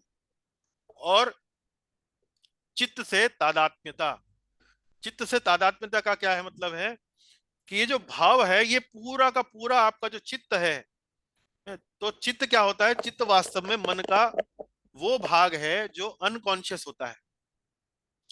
जैसे आप कोई कार्य करते हैं, उसका जो अनुभव होता है वो आपके चित्त में जाकर जगह बना लेता है। तो इसी प्रकार से जब भी हम कोई कार्य करते हैं तो वो अनुभव कहाँ एकत्रित होते हैं, हमारे चित्त में अनुभव होते हैं। उसी में ही वहां हमारे संस्कार जो हैं वो पड़े रहते हैं, अच्छे बुरे संस्कार वहीं पर रहते हैं, उसी से हमारा स्वभाव भी बनता है। तो जब भाव हमारा प्रकट होता है हमारे हृदय के अंदर, तो ये जो पूरे के जो पूरे जो पुराने संस्कार हैं वो सब बाहर, और केवल अब क्या रह गया है, हृदय के अंदर भाव, अंतरंगा शक्ति के माध्यम से जो भाव है। तो चित्त जो है वो भावमय हो जाता है, और भक्त जो है वो भगवान के लिए ही कार्य करने के लिए विवश रहता है, क्योंकि अब है ही हृदय के अंदर, है ही अब वो ही वस्तु, और कुछ रह ही नहीं गया। ठीक है ना। तो ये है भाव भक्ति का थोड़ा सा विवरण। आगे थोड़ा जो शेष रह गया है वो यहां पर देखेंगे। भाव भक्ति कैसे प्राप्त हो। अरे ये तो कर चुके हम पहले हैं। साधना और कृष्ण कृपा, भक्त कृपा। साधना कौन कौन सी है, तो वैधि भक्ति से कर देंगे तो एक प्रकार का भाव प्राप्त होगा, रागानुगा भक्ति से करेंगे तो एक दूसरे प्रकार का भाव प्राप्त होगा। ठीक है, चलिए आगे चलते हैं। अध्याय 18। अध्याय 18 में भी चर्चा किस बात पर है, भाव भक्ति पर ही है। तो यहाँ क्या विषय रह उठाए गए हैं, भाव प्रेमी के 9 लक्षण। तो ध्यान है आपको, 9 लक्षण कौन कौन से हैं भाव प्रेमी के। कुछ कुछ याद है प्रभु जी। कुछ कुछ बोल दीजिए, कोई बात नहीं है, तो रिवीजन है छोटा मोटा सा, मतलब हम बहुत डिटेल में नहीं जा अन्यत्र रहे। कालत्वम, हाँ, अन्य अव्यर्थ अव्यर्थ कालत्वम, कालत्वम, अव्यर्थ हाँ, कालत्वम, बहुत बढ़िया। शांति, और शांति, बहुत बढ़िया। विरक्ति, विरक्ति, मान शून्यता, मान शून्यता, नाम गाने सदा रुचि, नाम गाने सदा रुचि, समुत्कंठा, समुत्कंठा, अरे वाह, अब तो पहुंच गई, सारे के सारे ही हो गए लगभग, बहुत बढ़िया। आशा बंध। आशा बंध, आशाबंध, बहुत सुंदर बहुत सुंदर। 2 रह गए। मान शून्यता, हो गया, मान शून्यता हो गया। चलिए कोई बात नहीं, कोई बात नहीं, भगवान के बहुत पवित्र अच्छा। नाम कीर्तन में अनुरक्ति। हाँ वो हो गया जी, नाम गाने सदा रुचि हो गया। चलिए कोई बात नहीं, अब मैं सूची मैंने अगली स्लाइड में दिया है, देख लेते हैं कौन से 2 रह गए। बहुत बढ़िया, बहुत अच्छा। भाव प्रेमी के 9 लक्षण। अच्छा, इन लक्षणों को आधार पर भाव प्रेमी की पहचान करना क्यों आवश्यक है। जैसे पहले अभी माता जी ने बताया कि भाई रोमांच होना, अश्रुपात होना, वाणी का कम कपाना, ये भी भाव में होता है। तो उन लक्षणों की बात क्यों नहीं कर रहे हैं हम यहाँ पर, इन 9 लक्षणों की बात क्यों कर रहे हैं, ऐसा क्यों है, कौन बता सकते हैं। क्योंकि वो शरीर के हैं और ये शरीर से नहीं है। अच्छा चलो, उससे क्या फर्क पड़ रहा है, होने दीजिए, शरीर के हैं न शरीर के नहीं है, तो लक्षण तो हैं, उससे फर्क क्या पड़ हरे रहा है। कृष्ण प्रभु जी। जी बताइए। इसमें ये कि ये जो अश्रु लाना करना, ये तो कोई अभिनेत्री भी कर सकती है, नाटक भी कर सकते हैं इसमें तो। और हाँ इसमें नाटक नहीं हो सकता, इसमें तो क्या है कि अपने जो गुरु जी हैं, जो भी रागात्मक हुए हैं, वो सब पहचान जाते हैं कि भाई ये वास्तव में सही बात है, गलत है, इसमें भाव आया कि हाँ नहीं आया। हाँ, उनका जो हमने जो शारीरिक जो लक्षण है उनको, उनका कोई व्यक्ति अभिनय भी कर सकता है। तो मान लीजिए कोई व्यक्ति अभिनय कर रहा है, तो इसका मतलब ये नहीं है कि ये स्पष्ट नहीं है कि ये वास्तव में भाव प्रेमी है या भाव भक्ति ही है। और दूसरा क्या है कि कई बार जो वास्तव में भाव प्रेमी भक्त होता है वो इन शारीरिक लक्षणों को दबा भी लेता है, उनको प्रकट नहीं करता है, उनको छुपा लेता है। मान लीजिए अश्रु आए तो कहीं कोने में जाकर अश्रुपात कर लिया, छुपा लिया, या आने नहीं दिया इत्यादि। तो शारीरिक लक्षणों से कई बार जो नकली भक्त हैं उनको पहचानना मुश्किल हो जाता है, और जो असली भक्त हैं वो शारीरिक लक्षण जब छुपाते हैं तो उनको भी पहचानना मुश्किल हो जाता है। तो इसलिए रूप गोस्वामी जी ने ऐसे लक्षण बताए हैं जिनका अभिनय या जिनको एक तरीके से कृत्रिम रूप से आप प्रकट नहीं कर सकते हैं। तो वही ये जो 9 लक्षण है, देखिए अगली स्लाइड जो है यहाँ पर दिया गया है। आपने ये पहले 7 बता दिए हैं, ये अंतिम जो है ना, आसक्ति तद गुण आख्याने और प्रीति, प्रीति तद वसति स्थले, भगवान भगवान की लीला स्थली में रहने का आकर्षण, भगवान के दिव्य गुणों का वर्णन करने की उत्सुकता। तो ये 2 रह गए थे, तो 9 लक्षण बता दिए गए हैं। ठीक, अब चर्चा जो है जो भाव प्रेमी भक्त है उसके अंदर जो है भाव के लक्षण हैं उन पर हुई। उसके बाद चर्चा जो है थोड़ी आगे चलती है। अब चर्चा जो है इस बात पर है कि भाई कई बार इस प्रकार के जो लक्षण हैं, कम कपाना, अश्रु आना, रोमांच होना, ये नव दीक्षितों में या अभक्तों में भी कई बार इस प्रकार के लक्षण देखे जाते हैं। उनको कैसे समझें, उनको क्या कहा जाता है, उनको क्या कहा जाता है, उनको क्या नाम दिया जाता है? हाँ जी, सहजिया। नहीं, सहजिया तो अन्य अन्य बात हो गई। ये मतलब जो मान लीजिए नव दीक्षित भक्त है या कोई अभक्त है, कई बार उनमें भी इस प्रकार के लक्षण आ जाते हैं। तो ऐसे लक्षणों को क्या आप भाव कह सकते हैं, हाँ या ना? ना। ना। तो क्या कहेंगे? ये ये प्रत्याभास। तो सामान्य रूप से आ गया। प्रत्याभास लिखा तो है सामने आपके। प्रत्याभास। रत्याभास है, दूसरे शब्दों में भावाभास। रति और भाव को एक ही शब्द मानते हैं। भाव मतलब रति, रति मतलब भाव। तो भावाभास भी बोल सकते हैं आप और रत्याभास भी बोल सकते हैं। और ये रत्याभास कितने प्रकार का होता है, लिखा है सामने, दो, प्रतिबिंब और गंभीर छाया, और छाया। है ना। तो प्रतिबिंब में क्या होता है, जो साधक होता है उसमें किस प्रकार की इच्छाएं होती हैं, भोग उसमें विलास की इच्छा होती है और मोक्ष प्राप्ति की इच्छा होती है ना। उसको प्रतिबिंब रत्याभास कहा जाता है।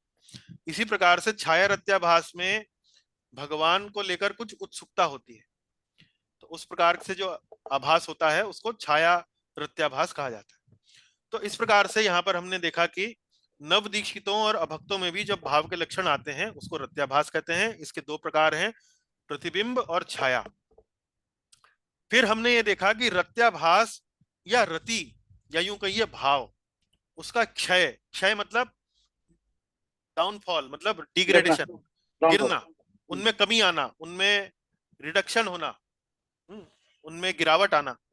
उनका क्षय कैसे होता है, देखिए यहाँ लिखा हमने, अपराध के कारण। अपराध के कारण। और अपराध की संख्या, या यूं कहिए कि अपराध कितने प्रकार के हो सकते हैं, गंभीर, मध्यम, मध्यम श्रेणी का, कनिष्ठ श्रेणी का।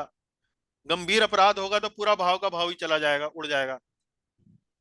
मध्यम होगा तो ये कहिए कि भाई रति होगी या भाव होगा तो वो भावाभास में परिवर्तित हो जाएगा। कनिष्ठ होगा तो वो जो ऊंचे प्रकार की जो रति होगी वो थोड़ा सा नीचे प्रकार की रति में परिवर्तित हो जाएगी। कुछ इस तरह के वहां पर हमने चर्चाएं वहां पर करी थी। ध्यान आ गया आपको? जी।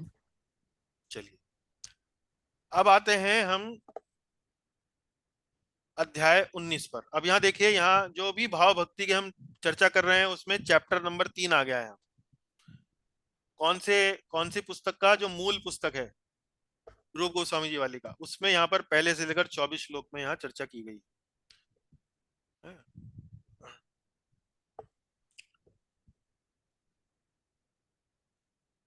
ये मेरे ख्याल श्लोक संख्या ये जो 18 में है ना, ये थोड़ा बदलना मैं भूल गया। यहाँ 25 से लेकर आगे की संख्या आएगी, शायद 42 या 46 श्लोक हैं, वो चेंज करना भूल गया, वो गलती हो गई, थोड़ा बाद में करेक्ट कर लूंगा मैं। 19 में देखते हैं। 19 में देखिए प्रेमा भक्ति की चर्चा हो रही है, तो अध्याय संख्या 4, और इसमें कुल 21 श्लोक हैं। तो आपको ध्यान है, हमने जब ये रागात्मिका भक्ति पढ़ी थी तो वहां पर हमने चर्चा करी थी कि रूप गोस्वामी जी एक जगह आकर कहते हैं कि भी रागात्मिका भक्ति पर हम आगे चर्चा करने वाले हैं, तो यहाँ अभी हम यहीं तक ही उसकी चर्चा करेंगे। तो वो चर्चा अब कहाँ हो रही है, यहाँ पर हो रही यहाँ हो रही है वो।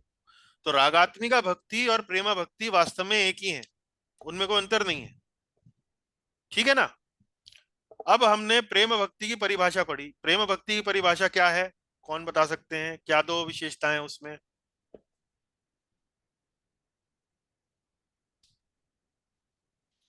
इसमें परम आह्लाद भाव से ज्यादा होता है प्रेम में।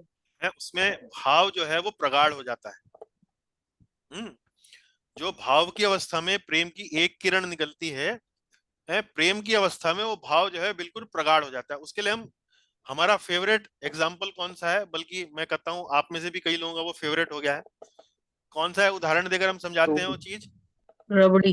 रबड़ी वाला। रबड़ी।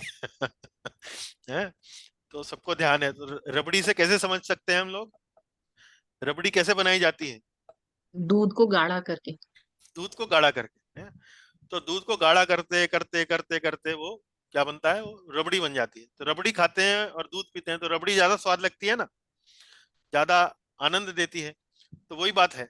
तो भाव जब प्रगाढ़ हो जाता है, एकदम कंडेंस हो जाता है, तो वो स्वरूप लक्षण है। प्रेम भक्ति की जो परिभाषा है उसमें जो स्वरूप लक्षण मतलब मुख्य लक्षण है भाव की प्रगाढ़ता। और तटस्थ लक्षण क्या है? ममत्व। ममत्व मतलब क्या? ममत्व का क्या अर्थ है? कृष्ण मेरे हैं। भगवान मेरे हैं। कृष्ण मेरे हैं। भाव भक्ति में क्या होता है? मैं कृष्ण का मैं हूँ। कृष्ण। मैं कृष्ण का हूँ। और प्रेम भक्ति में क्या होता है? कृष्ण मेरे हैं। वो वहां पर एक ममत्व की भावना आ जाती है, मेरे हैं, ये मेरे हैं। तो वो प्रेम का और उच्च स्तर है। अब प्रेम भक्ति प्राप्त करने के तरीके क्या हैं? प्रेम भक्ति कहां से आएगी? देखिए भाव और लिखा है, मुझे कृपा से। वैष्णव की कृपा भाव से, से। भाव से और कृपा से, भगवान की कृपा से, ठीक है ना। अच्छा, भाव भक्ति कहां से आती है? भाव भक्ति ध्यान है, अभी थोड़ी देर पहले पढ़ा हमने। साधन भाव भक्ति और लगन भक्ति साधन भक्ति से और भगवान की और भगवान के भक्तों की कृपा से। कृपा से। प्रेम भक्ति कहां से आती है? भाव से और भगवान की कृपा से। और ये भाव कितने प्रकार का हो सकता है? भाव वैदी दो, और कितने रागनु। प्रकार? वेदी और वैधि और रागनु। तो कोई भक्त जो है वैधि भक्ति करता है, उसे एक प्रकार का भाव मिलता है और फिर उसी प्रकार का प्रेम मिलता है। जो व्यक्ति रागानुगा भक्ति करता है उसे दूसरे प्रकार का भाव मिलता है और दूसरे प्रकार का प्रेम मिलता है।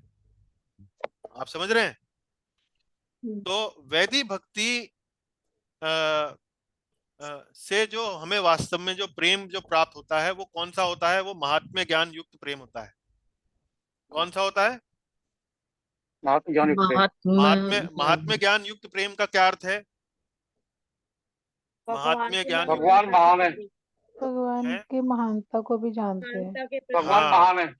हाँ, भगवान का जो ईश्वरत्व है, भगवान की जो भगवत्ता है, उसका ज्ञान रहता है।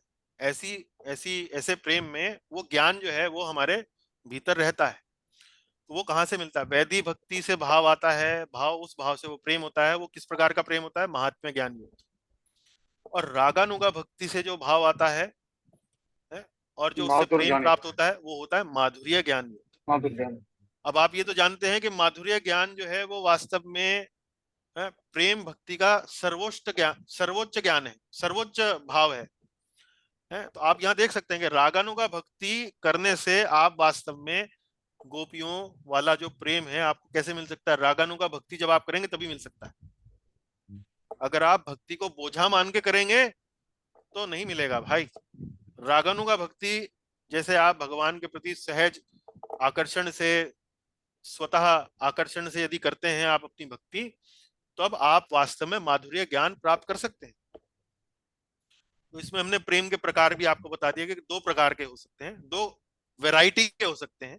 अब रबड़ी भी दो वैरायटी की हो सकती है ना, जैसे रबड़ी भी मान लीजिए दो वैरायटी की हो सकती है। मैंगो रबड़ी हो गई और मतलब एक पिस्ता रबड़ी हो गई, या जो भी आप उसको नाम दे लें। एक ज्यादा मीठी है, एक थोड़ा बेचारी कम मीठी है। तो इस तरह से अच्छा, उसके बाद हमने क्या बताया आपको? प्रेमोदय का क्रम। तो प्रेमोदय का क्रम क्या है? ये क्या वस्तु है? ये क्या शीर्षक है? क्या समझा था हमने इसमें? भक्ति के 9 स्तर। भक्ति श्रद्धा के से 9 प्रेम, स्तर, कहाँ से कहाँ तक? श्रद्धा से प्रेम, श्रद्धा श्रद्धा, से साधु श्रद्धा संग। से प्रेम तक। किसी को याद है 9 के 9? जी सही हाँ ऑर्डर में, याद है सही मुझे। ऑर्डर में, जी। सही ऑर्डर में। दर्शन, बत, साधु संग, भजन क्रिया, अनर्थ निवृत्ति, निष्ठा, रुचि, आसक्ति, भाव और प्रेम। अरे वाह, ठीक बहुत है। बढ़िया। मजा आ गया एकदम, बढ़िया एकदम। ये याद रहना चाहिए, बहुत अच्छा, बहुत सुंदर। सर सबसे इजी यही है 19th वाला, बाकी सब गड़बड़ गड़बड़ है। कोई बात नहीं, कोई बात नहीं, धीरे धीरे जैसे ये याद हुआ है बाकी इस वस्तु में भी याद हो जाएंगी। चिंता मत कीजिए, लगी रहिए, प्रयास करती रहिए। श्लोक से जल्दी याद हो जाता है प्रभु जी, हैं जी? श्लोक से जल्दी याद हो जाता है। हाँ, साधु संगो अनर्थ हाँ, हाँ श्रद्धा साधु साधु संग। क्या है? आदो श्रद्धा तथा साधु संगा भजन क्रिया अनर्थ निवृत्ति, इस प्रकार से वो श्लोक चलता है ना। हाँ हाँ, क्रम वाइज चल जाता है। जी, बहुत सुंदर, बहुत बढ़िया। तो चलिए, यहाँ तक भक्ति रसामृत सिंधु ग्रंथ की जय, शिला रूप गोस्वामी प्रभुपाद जी की जय, शिला भक्ति वेदांत स्वामी प्रभुपाद जी की जय। कोई प्रश्न है, कोई टिप्पणियां हैं, कोई आपका कुछ आप कहना चाहते हैं तो अब अवसर है, चर्चा कर सकते हैं। प्रभु जी, सायुज्य, मुक्ति और मोक्ष एक ही बात है? मुक्ति मतलब मोक्ष एक प्रकार से, और जो हम वास्तव में जो सामान्य रूप से जो मोक्ष का जो वर्णन करते हैं, जिसमें तदात्म्यता की बात होती है, ब्रह्मलीनता की बात होती है, तो इस उस भाव से कह सकते हैं कि सायुज्य, मुक्ति और मोक्ष एक ही वस्तु है। लेकिन भक्त जो है इस प्रकार की मुक्ति को पसंद नहीं करते हैं।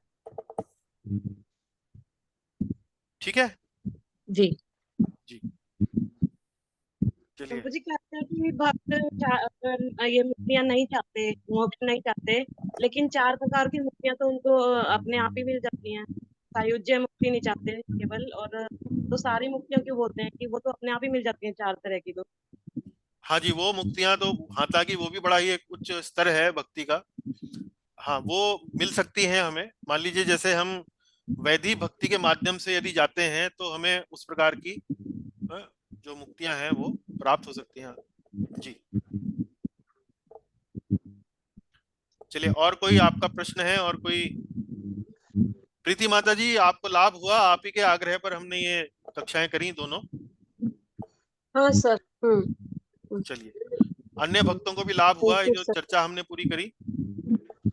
हुआ प्रभु जी, हुआ। चलिए, रिवीजन हो गया। बहुत सुंदर। तो अब देखिए, प्रश्न हाँ बोलिए। अब तो प्रश्न आप पूछो प्रभु जी। हमने तो प्रश्न पूछे हैं, 32 प्रश्न पूछे हैं प्रश्नोत्तरी में, और अगले हमारे बुधवार पास को आई वो थी हमारे पास तो, क्या कह रहे हैं? हमारे पास आई नहीं प्रश्नोत्तरी। नहीं, व्हाट्सएप में हमने मैसेज भेजा है, पढ़िए जरा।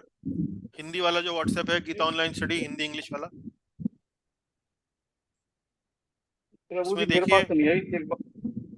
देखिए देखिए प्रभु, ऐसे थोड़ी है, आप उसमें ग्रुप में हैं, हमने कल भेजा है। यस्टरडे मतलब 3 जून 2025 को एक मैसेज भेजा है, प्रश्नोत्तरी भक्ति रसामृत सिंधु अध्याय 15 से लेकर 19 तक।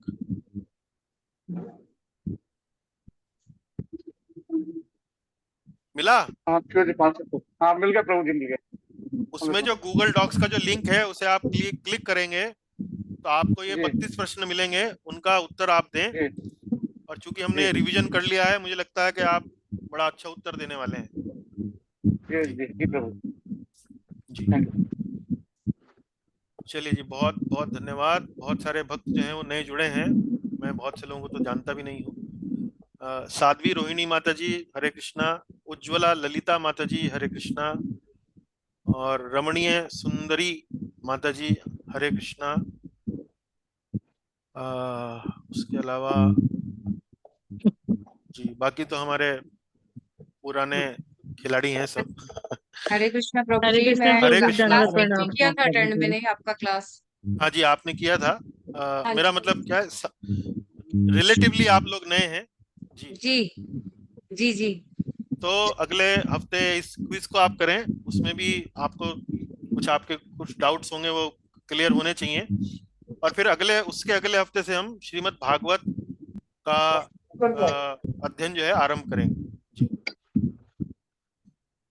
सर मतलब इसका हरि दूसरा बोल भाग प्रभु जी, हम थैंक लोग यू। नहीं करेंगे। हैं प्रीति माता जी, क्या कह रही हैं? ये सर रस अमृत का दोबारा? दूसरा भाग हम नहीं करेंगे, ये दिव्य रस और नहीं, वो नहीं करेंगे। ये पहले 19 जो हैं यही अपने आप में सबसे महत्वपूर्ण है। उनमें आगे के जो भाग हैं उनमें रस शास्त्र के बारे में ज्यादा बताया गया है। वो हमारी डे टू डे भक्ति से ज्यादा उनका रिलेशन नहीं है। अच्छा सर। मतलब रिलेशन है तो, लेकिन मतलब फिलहाल आवश्यक नहीं है उसको अध्ययन करना जी। अच्छा सर, ओके बाद में कर सकते हैं ओके। जी। ठीक हरे है, कृष्णा प्रभु जी।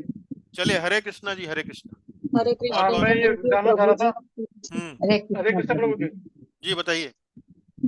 मैं ये जानना चाह रहा था कि लिंक है ना आपकी, ये किसी और को दे सकते हैं क्या पढ़ने के हाँ, लिए? दे सकते हैं, दे आप सकते ऐड हैं। कर देंगे उनको?